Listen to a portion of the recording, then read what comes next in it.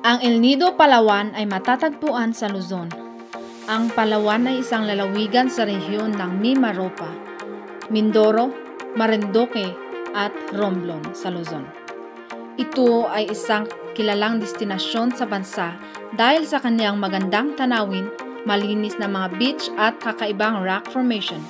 Ito ay umaabot sa 420 na kilometrong layo sa Maynila.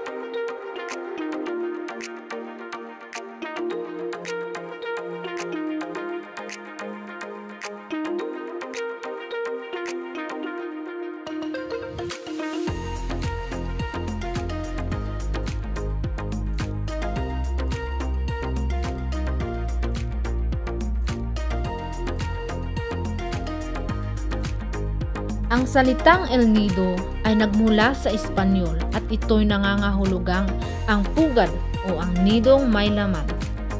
Ito ay maaaring nagmula sa yugtong pag-aaral o pagsasaliksik sa lugar na may makulay na kasaysayan o may kakaibang ekosistema sa konteksto ng Pilipinas. Kilala ang El Nido bilang isang magandang baybayin sa Palawan na sikat sa kaniyang mga magagandang tanawin at likas na yaman.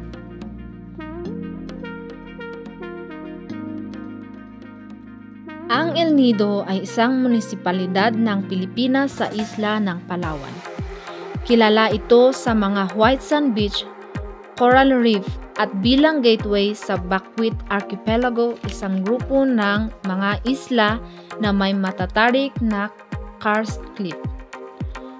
Ang Miniloc Island ay sikat sa malinaw na tubig ng maliit at malaking lagoon nito. Ang kalapit na isla ng Shimizu ay may tubig na may puno ng isla. Ang lugar ay may maraming dive site, kabilang ang mahabang lagusan ng Dilumacan Island na humahantong sa isang kuweba sa ilalim ng dagat.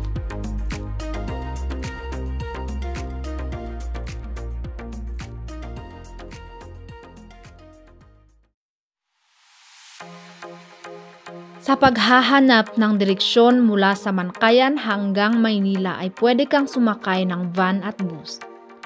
At mula sa Ninoy Aquino International Airport patungong Leo Airport sa El Nido, ang biyahe mula Puerto Princesa ay may iba't ibang oras depende sa oras ng sasakyan na pipiliin mo. Ang pwedeng gamiting sasakyan ay van, private taxi, eroplano o bangka. Pwede ka ring mag-hire ng sasakyan papuntang El Nido.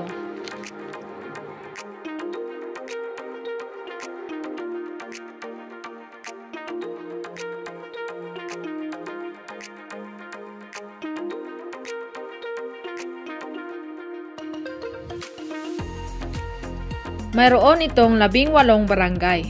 Ayon sa census noong 2020, mayroong itong populasyon na 50,494 katao na munisipyo ng El Nido. 50,494 populasyon 2020 census. Ang mga tao sa El Nido, Palawan ay karaniwang tinatawag na mga Palawenyo o Palawanos. Ilan sa mga pangunahing tribo na matatagpuan sa bayan ng El Nido at kalapit na mga barangay. Una, Tagbanwa, isa sa pinakamalaking tribo sa Palawan. Matatagpuan sila sa mga barangay ng Abirawan, Corong-Corong at Villa Liberta sa El Nido. Kilala sila bilang mga mangangaso at mangingisda. Pangalawa, Batak. Namumuhay ang tribo sa mga bulunbunduking lugar ng El Nido, tulad ng Bukana at New Ibajay. Karamihan sa kanila ay magsasaka. Tanyag ang mga Batak bilang mga manggagamot gamit ang mga halaman. Pangatlo, Cuyonon. Grupong etnilingwistiko na naninirahan din sa Cuyo Island. May ilang tribo ng Cuyonon na naninirahan sa mga barangay ng Korong-Korong at Buena Suerte sa El Nido. At pang-apat, Mulbog. Isa pang katutubong grupo sa Palawan na may maliit na populasyon na naninirahan sa El Nido, partikular na sa barangay Korong-Korong at Villa Libertad. Pangunahing wika na ginagamit sa El Nido, Palawan ay Tagalog at Cuyonan. Ang Cuyonan ay isang wikang katutubong mamamayan ng Cuyo Island sa hilagang bahagi ng Palawan. Dahil malapit ang El Nido sa Cuyo Island, maraming mamamayan dito ang nakakapagsalita ng Cuyonan bilang pangalawang wika. Gayunpaman, mas malawak na ginagamit sa El Nido at sa buong Palawan ang Tagalog bilang pangunahing wika. Ang mga taga-El Nido ay mayroong mga tradisyonal na gawain na pagpapakita ng kanilang koneksyon sa kalikasan at tangkad. Ilan sa mga tradisyon na ito ay maaaring maisali ang pagdiriwang ng mga lokal na festival, tulad ng Kulambo Festival, Anihan Festival, Cuyo Festival at Tarok Festival. Pasinggatan Festival na nagtatampok sa kanilang sining at kultura. Bukod dito, ang mga pangingisda at pagtatanim ng mga lokal na produkto ay mahalaga sa kanilang pang-araw-araw na buhay. Ang El Nido ay may paniniwala. Ang mga karagatan doon ay tahanan ng mga Diyos at Espiritu. May paniniwala sila sa pangangalaga sa kalikasan bilang paggalang sa mga espiritu ito. May mga naniniwala rin sa mahika at misteryo ang bumabalot sa El Nido dahil sa pagkakaiba ng klima dito, depende sa panahon. Ang kulturang makikita at mararanasan sa El Nido ay may malaking impluwensya ng katutubong kulturang Pilipino. Kilala sila sa kanilang masining na pag-perform ng musika at sayaw gamit ang mga katutubong tambol, flute at iba pang instrumento. Ang kanilang suot ay manong tradisyonal na tubong telang pagbalabal ng mga kababaihan.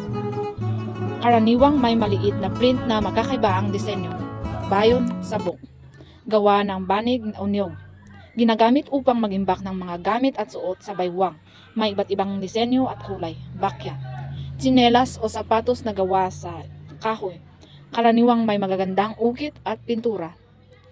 Kalasag, pangdepensa na gawa sa kahoy na may ukit at disenyo.